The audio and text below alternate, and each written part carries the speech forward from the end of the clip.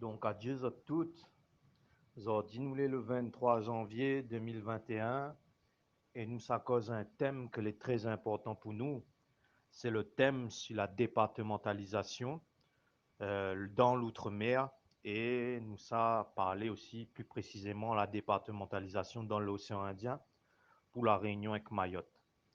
Donc souvent, quand nous cause le thème là, nous remarquons qu'en face de Mouni panique, les dents et l'affolement, comme si vous n'avez pas imaginé un autre système pour nous demain. Pourtant, si nous regardons bien, nos affaires, il faut nous dire par rapport au statut là, pour nous gagner passer un cap et pour nous gagner remonte un petit peu dans l'origine, l'administration comme elle là, l'administration française comme elle là dans notre pays, et pour nous soubattre aussi. Il faut nous soubattre si nous les statuts. Donc, statut département d'outre-mer, c'est un les statuts, les quand même très important que nous explique où ça y sort. Et que ça n'est comme point commun en toutes les bonnes îles hein, que les statuts département d'outre-mer, avec la Guyane, que les pas un l'île, mais que les comme nous, les administrés comme nous. Donc déjà, ça qu'il faut dire, c'est que dès l'origine, il y a un bon point commun. Et des points communs, je pense que c'est la violence systémique dans le traitement nous n'ena par la métropole. La métropole coloniale, la commence à administrer notre bon territoire avec la déportation de nos bons ancêtres africains dans un contexte l'esclavage, après l'engagisme et encore comme est là dans le colonialisme. Donc dès l'origine, le contact avec bon territoire là, ensemble la métropole coloniale, c'est un contexte de violence, un contexte de violence systémique avec un contexte de prédation où ça l'Africain constitue la main-d'œuvre esclave et ça a commencé dès 1441. L'a existé dans tout bon département d'outre-mer et midienne de mots aussi pour Mayotte parce que souvent nous refuse garde en face cette réalité-là. Donc Mayotte a été vendu à la France en 1841 et nous connaissons très bien que de 1841 jusqu'à 1843 au moins, tu avais l'esclavage pratiqué par bon blanc. Et après la perduré, parce que même s'il y a eu la loi Mako en 1846 et qu'officiellement, Banna a aboli l'esclavage en 1847 pour Mayotte, l'esclavage l'a continué. Et pour prouver ça, nous pouvons regarder en 1856, on avait un bouc qui s'appelle Bakar Koussou, il a soubattu parce que le système colon te donne pas son pays. Donc il a créé un mouvement et le mouvement là a été réprimé dans le sang. Bakar Koussou en 1856 a été pendu sur place publique à Mamoudzou. Mais il montre à ou bien que pendant longtemps le système colonial, l'esclavage l'a perduré sous une forme maquillée dans le système langagisme, mais il était toujours ça que Sudel Fuma il appelle le servilisme, hein, l'esclavage déguisé. Aussi, ça qui unit toute bonne peuple, hein, l'outre-mer, c'est l'exploitation coloniale. Toute bonne territoire là, dès les origines, les exploité dans un contexte colonial. Toute bonne territoire là, avec son bon peuple, il peut revendiquer l'histoire particulière par rapport à l'ensemble national. Et c'est ça qui fait que nous les bons peuples.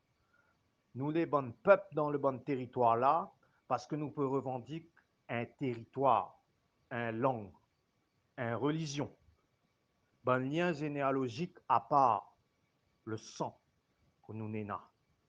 Malgré tout ça là, en 1946, le 19 mars, sans consulte à nous, la métropole la acte la départementalisation pour nous.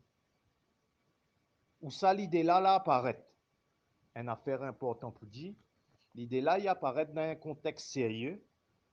Pendant la Seconde Guerre mondiale, quand la France la commence à perdre l'air, dans la défaite 18 juin 1940, le général de Gaulle l'a fait appel à toute bonne ressortissant de la colonie, hein, bonne partie de l'empire colonial, pour résister contre l'Allemagne nazie. Donc l'idée que nous sommes à égalité, c'est la première fois qu'il apparaît chez bonne ressortissant de la colonie qui était enrôlé dans l'armée française. Réunionnais était enrôlé dans l'armée française, Mahorais était enrôlé dans le bataillon malgache, Comorien t'es enrôlé dans le bataillon Somalie. Donc, toute bonne là, quand vous êtes sous battre pour la France, dans bonne tranchée, vous te connaît très bien que l'idéologie, la supériorité des races n'existe plus. Et puis possible, pense comment. Donc, c'est là que l'idée l'égalité y apparaît chez bon ressortissant la colonie. Avec ça, bien évidemment, vous avez l'envie, cette liberté. Donc, après la Seconde Guerre mondiale, on a eu bonnes députés, surtout bonnes députés communistes comme Aimé Césaire, Raymond Verzès, qui va réclamer le statut département. Et pour eux, le statut là, c'est une suppression le régime administratif colonial. C'est une façon de gagner l'égalité.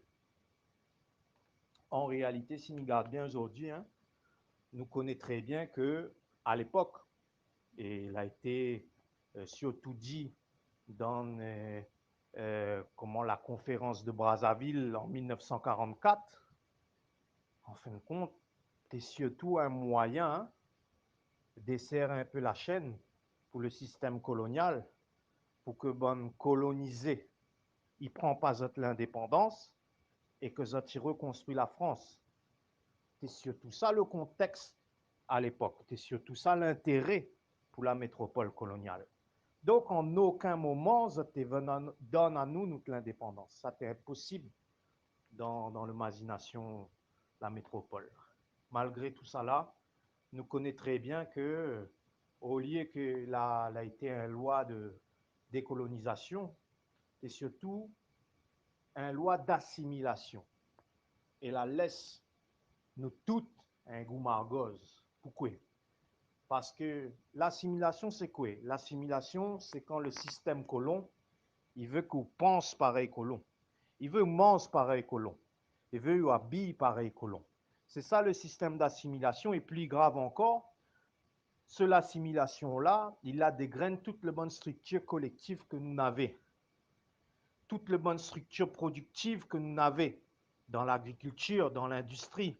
Il faut connaître ça, c'est qu'avant la départementalisation, nous avons produit plus d'affaires, nous, dans notre pays. Nous avions l'agriculture performante. Pendant la Seconde Guerre mondiale, nous avons gagné résisté. Hein, Réunionnais, tu gagné son boussé sous saut. Tu gagné manger. Tu gagné parce que l'ité plante, l'ité produit, l'ité productif. Mais avec la départementalisation, nous va voir que Zot l'a voté, Zot l'a décide pour nous un autre système économique qui va tuer notre indépendance, malgré que nous habitons 10 000 km loin de la métropole. Et ça, bien sûr, l'effet pour que nous les plus dépendants de Zot. Après, avec ça, dans l'assimilation, on a aussi le bonne structure collective, comme on a dit, que les dégrainés. La Réunion, tu avais la cour avec la famille élargie. Le système familial réunionnais, c'est ça même t'es fait que nous t'es sous-battre contre la domination, le maître pendant l'esclavage. La religion aussi. Mayotte avec l'assimilation, la laïcité, toute une structure socialisation. Parce que bonne structure socialisation, les maillets semblent la religion. On est dans l'école coranique où ça va apprendre la religion, mais pas rien. Ou apprendre aussi tenir un case, ou apprendre comment planter pour manger, ou apprendre comment on fait pousser en yaourt. Donc tout ça là, les remis en question avec l'assimilation. Qu'il ne veut pas que nous n'ayons bonne spécificité. Donc bien sûr, hein, le statut là, il sera remis en question dès 1971 avec la convention Le Monde Rouge. Bonbouk comme Raymond Vergès, pardon, Paul Vergès avec Aimé Césaire, ça va réclamer le statut l'autonomie. L'autonomie là, il cause à ça un petit peu dans l'article 73 de la Constitution. Il dit ou bien que nous peut changer le statut, mais que nous n'aura l'autonomie relative. Parce que si vous regardez bien l'article 74, il montre ou bien que l'autonomie là, hein, n'est pas dans la justice, n'est pas dans le droit pénal, n'est pas dans la politique pour les étrangers, politique étrangère, n'est pas dans la défense de notre pays, n'est pas pour produire notre monnaie. Donc ça pas l'autonomie. Ça encore un l'ariage pour empêcher à nous prendre notre indépendance. Donc avec ça, le statut département, ben, il est toujours remis en question. Hein, même pour Mayotte, hein, comme là, Nena de Moun, qui était partisan le département pour Mayotte, il réclame l'autonomie. Mais il faut dire aussi que la départementalisation Mayotte, elle était une affaire que c'était bon, de Moun que était maillé dans le lobby colonial, supporté par bon groupe comme l'Action française, l'extrême droite monarchiste, que la mettent en place. Donc, Zordi, il y a bon peu d'affaires pour dire sur le département de Mayotte. Il y a une collectivité unique, mais il y a un juriste qui s'appelle Thomas Msaidje, qui dit que Mayotte, c'est un l'ovni juridique. Pourquoi un l'ovni juridique? Parce que c'est une collectivité unique qui assume la fonction un département, avec ça, les fonctions un région. Et pourtant, la France, il donne à lui rien qu'un budget pour son département. Donc, en gros, la France, il fait des économies sur le dos Mayotte. Donc, est-ce que ça l'est normal? Il n'est pas normal du tout. Pourquoi les investissements en politique sociale les 5 fois inférieurs pour Mayotte par rapport à l'ensemble de la métropole? 9 dixièmes de la population maoré, ils vivent sous le seuil de pauvreté. L'investissement dans l'école est inférieur à plus de 4 000 euros Mayotte par rapport à l'ensemble national. Bonne prestation sociale, n'a rien que 5 allocations. Pour Mayotte, il y en a 27 en France. Et dans le contexte comme là, comme on voit la lutte des afro-descendants, ils mènent partout dans le monde là, nous voyons qu'il y a un gros ozo en France qui explique à nous qu'on a un point de racisme systémique en France. Non, ça n'existe pas pour Bonna. Mais explique à moi pourquoi le SMIC horaire pour Maoré est inférieur plus de 2 euros avec le SMIC horaire la métropole. Et après, va dire nous, on a un point de racisme systémique. Donc, avec ça, tout à l'heure, là, je t'ai dit que dans le système, la départementalisation, ben, la modifie notre l'économie, la rend à nous encore plus dépendants de la métropole coloniale. Et nous pouvons voir ça dès les années 60, hein, ben, a acté la tertiarisation de notre l'économie. C'est-à-dire que nous ne produisons plus rien, nous n'avons plus de secteur industriel, plus de secteur agricole. Tout ça là, les dégriner. Et nous mettons en place une économie de service avec la surrémunération bonne fonctionnaire. Il fait que Banna il gagne consommer, donc Banna il gagne acheter, il développe le commerce et il développe le bon service payant ou service public dans l'administration coloniale. Donc par rapport à ça, dans les affaires, il faut nous dire, hein, c'est que aujourd'hui, 70% de ça que nous consommons, ils sortent dehors, dans l'Union européenne. Pourquoi? Ben, l'Union européenne, il installe ça. Comment? L'octroi de mer. L'octroi de mer est un taxe colon. Il fait que pour une multinationale, il est facile de payer l'octroi de mer. Mais pour un petit dans notre pays, il est trop difficile. Donc, il décourage le bon petit et il encourage le bon multinational. Il installe son propre monopole. Ça même nous appelle l'économie de comptoir. Bon gros monopole comme GBH récemment, que l'a implanté Ali sur Mayotte, à partir de la Réunion, il a parti sur Mayotte. Si nous regardons bien là, le bon dépendance l'est installée. Et pourquoi? Parce que le département d'outre-mer souvent nous cause de son atout géostratégique pour la France. On dit que voilà, grâce à mon département d'outre-mer, la France est une bonne zone économique exclusive immense qu'elle est installée sur tout le bon continent, sur tout le bon océan, grâce à mon département d'outre-mer. Mais une affaire ne cause pas. C'est dans le système impérialiste ultra-libéral, bons intérêts français, les pas rien que d'un point de vue diplomatico-militaire. Nous avons aussi bonne gros famille, que nous avons bonne entreprise, que nous avons tout intérêt à installer azot dans le département d'outre-mer pour faire ça que nous appelle l'intégration régionale. C'est quoi l'intégration régionale? C'est quand à partir d'un département d'outre-mer ou intègre d'autres marchés que les à côté, où ça la main-d'œuvre les moins chères, où ça bonne ressources les moins chères, pour que vous exploitez bonne là. Et qui ça y organise ça? En misouk, nous bonnes l'administrateur, nous bonnes élus dans une région de l'outre-mer. Comment il se passe? Ben, vous pouvez regarder, il y a un bon groupage l'entreprise, la Réunion, il gagne une subvention. L'Union européenne, la FEDER, le bon FEDER, le bon fonds FEDER, pour aller faire le néocolonialisme Mozambique. Regarde ben, un gros multinational, géant le riz européen, numéro un le riz européen, son siège social, les Saint-Pierre, son bonnes activités, les Madagascar. Et nous, ça mange le riz là, le riz Capricorne. Avec ça, Tereos. Tereos, océan Indien, son siège social, les Sainte-Suzanne, son bonne activité, les Mozambique, où ça n'est dans la guerre en ce moment, et les Tanzanie. Et nous connaissons très bien que Tereos a été accusé traite avec bon terroriste Daesh, Al-Shabaab en Somalie. Ben, on allait mailler avec. Donc, nous, ça que nous dit, c'est que le système-là, c'est un système colonial qui encourage le néocolonialisme dans le bon marché que l'est à côté de nous. Et nous, en tant que jeunes réunionnais, que nous mettons notre nez là-dedans, nous réclamons une séparation, une rupture, déjà sur le plan moral. Nous ne pouvons pas continuer cautionner un système que la prend racine dans la déportation de nos bonnes ancêtres, dans l'exploitation de monde, et qu'il perdure, il continue à faire ça à côté de nous, sur le territoire de nos bonnes ancêtres.